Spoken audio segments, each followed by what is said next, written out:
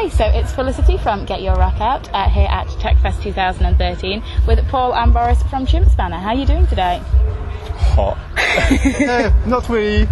He's fine here. I just arrived like an hour ago for me. He stayed here since Thursday. Yeah, I've been here since Thursday. So I'm all fresh, ready to do it, man. I'm gonna be sick. Can't wait to play. Good. Yeah. You do look very clean for someone that's been at a festival since Thursday. Oh, it's true. Yeah. I've been sticking myself under a hose pretty much every day. Ah, nice. And baby wipe showers as well. Yeah, that's what I do. Yeah. So I might look clean, but there are regions of filth. You don't want to know that I needed right now. Thank you very much. I think the less we talk about your regions of filth, maybe The people want to know. Well, maybe they do. I mean, you could describe to us in detail exactly what regions you're feeling are currently filthy, and see if anybody wants to listen to that, or whether everybody just presses stop the second they get to this part of the interview. Skip that. Yeah. Sorry, guys. So yeah, we are at TechFest 2013. You know, you've been here all weekend. It has been an amazing festival. What have you thought of it? You've only been here an hour, and so I'm sure you've not seen much, but you've seen enough. Yet, yeah. Nothing. Those guys who are playing like fast death metal. It was pretty cool, but that's the only thing I saw. Yeah. Wow. Yeah. No, it's been really cool. I mean, I got to see Disperse again yesterday. And they were just like mind blowing, and obviously Sky Harbour as well. That was quite a big deal. But yeah, no, and there's been some cool bands that I've not heard of before that I was really into. I can't even dance Spring Fragrantia. Yes. They were really. Is that on basic as well? Yeah, that's the new Italian. Yes. They were really cool, and Kartikeya. Oh, Kartikeya, yeah. Yeah, they were cool. I mean, again, I'd like to listen to them sort of on CD so I can kind of hear a bit better what's going on. But yeah, no, it's been really cool to sort of like check out some new stuff and see some old favourites as well. So. Fantastic stuff. And the atmosphere here is it's incredible, actually. It's just such a community atmosphere. I think everybody pretty much knows everybody else. Yeah, so it's always like a good family vibe, you know? That's how the gen scene Yeah. And that's a good thing about that. It's nice. It's a bit special, because in metal it's always a bit, I don't know, it's not really like that in other like type of metal, I would say. Yeah, no, I would agree. Well, I mean, we've got friendly, like all the bands are camping up with the fans and stuff. Yeah. And No room cool. for any egos. No. Well, I mean, I was actually talking to someone about this last night that I think because of the nature of the scene and being so like socially orientated.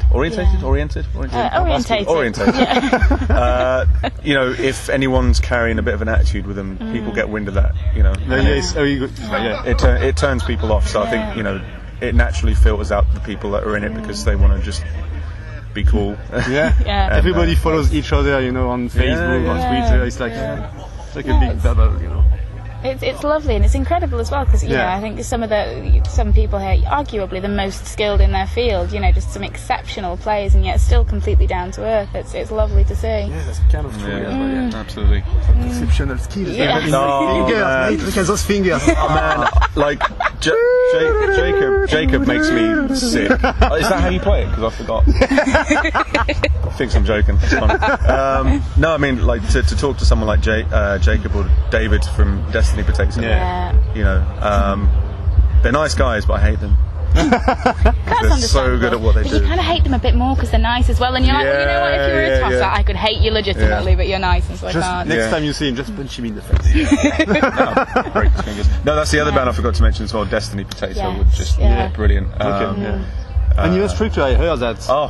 Uneven Structure as well. Yeah, so there's too much stuff going on. Yeah, they sounded probably the best I've heard them sound. Yes, that's what I heard. Last night, just so dense and epic, and it was cool. Brilliant. So all in all, it's been really quite a good weekend, actually. It's been great. Yeah, it's been great. I mean, again, just the heat. We're not used to it. And there's not really anywhere to hide. No, there's not. We're in shade right now. There's 2 meters of shade. That is the best part of the festival, right? The coolest place near camping is actually next to the toilets. Oh, beautiful. And I did kind of fall asleep there the other day. Seriously? Yeah. Well done. It wasn't by choice. How lovely. Quite unpleasant. Yeah. Let's not go into detail about that, maybe. No. Don't want to disappoint my parents. But we nearly caught up with you at Hammerfest. We didn't quite manage to. So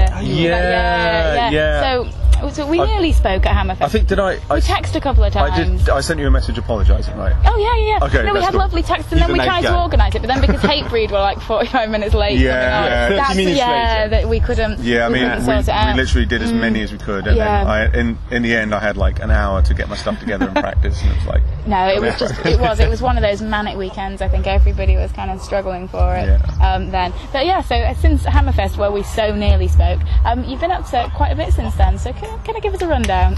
Yeah, I mean, I was saying earlier that it's obviously been. There's been periods of time that have been busier than others. Yeah. Like for a while, the tours kind of felt like a progression towards other tours, and then I sort of hit this weird like writer's block thing going on. And it's I mean, from what I've gathered from people I talk to, it happens to a lot of people. But I've really sort of just been trying to build a bit of more of a solid foundation to do Chimp's banner on top of, in terms of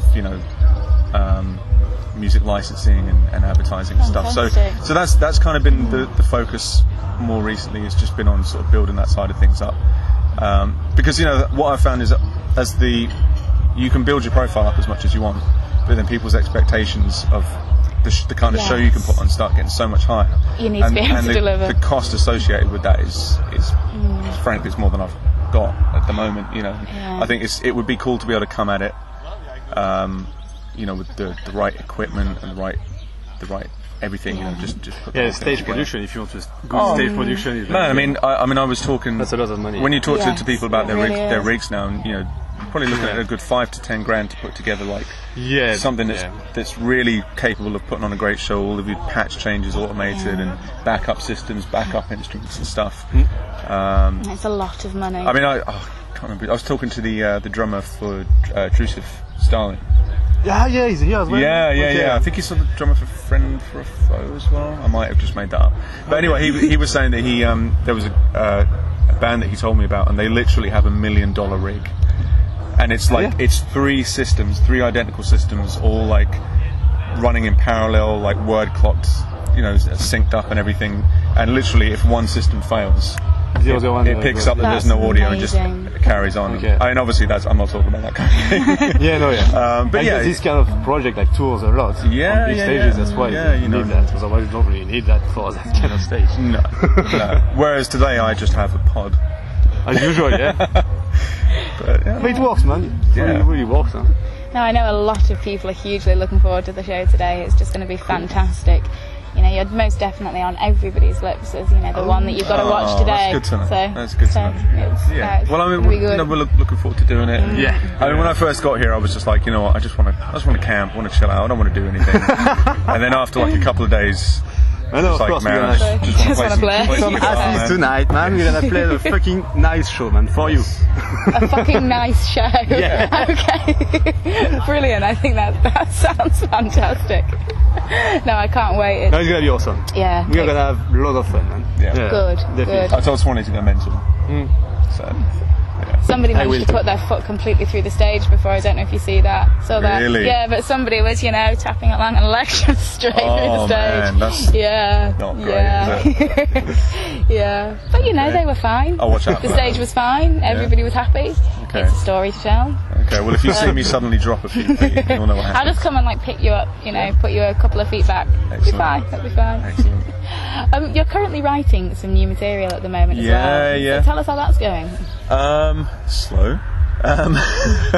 But no, it is sort of starting to take shape. I mean, I've got a lot of unfinished material. Last count, there's like 110 plus just things, and obviously not all of those are going to turn into songs, but I've been trying to sort of recapture that sort of soundtracky vibe. Fantastic. I mean, I think with the EP I was definitely thinking more along the lines of like, okay, having to play this.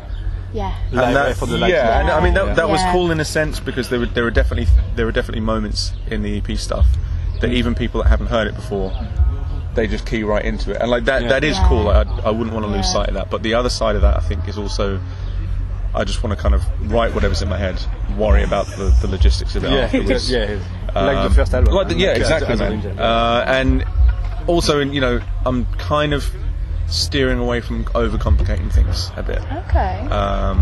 Because there are a lot of bands that are doing it and doing it very well. You know, the sort of the techie side of things. So now we're gonna play more like AC/DC stuff. Oh yeah, just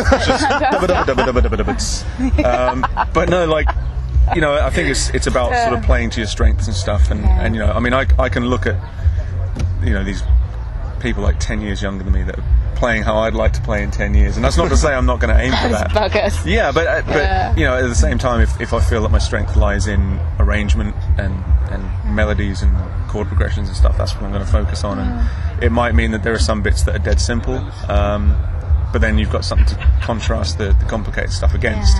So it's not just like this relentless, you know, mentally taxing experience. You know? That's good. I like that. It's always like, because Paul composed everything, you know, even the drums. He actually played the drums on the keyboard. On a MIDI keyboard, it's crazy, you know? So I have to learn that afterwards, you know. And in the way I do it, it's always like kind of, I try, even if it's complicated, to like simplify the stuff, you know, to make the crowd, if it's the first time they hear us, you know, they're still gonna bang their head and understand what's going on, you know.